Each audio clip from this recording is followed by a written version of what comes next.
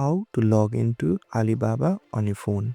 So first, download the Alibaba app, and after opening it, the home screen should look something like this. On the bottom, you'll see 5 options. Tap on the bottom right corner on an option that says My Alibaba.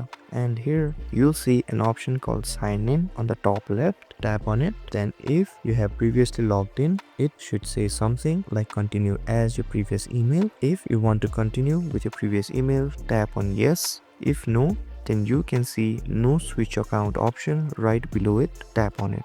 Then again choose an email that you would like to log in with. Then after a couple of moments after you choose your email, you should be logged in to the Alibaba account on your phone. And it is that easy. If you guys found this video helpful, don't forget to like, share and subscribe, and hit that notification bell so you don't miss any of our videos. Thank you so much, and I'll see you guys later.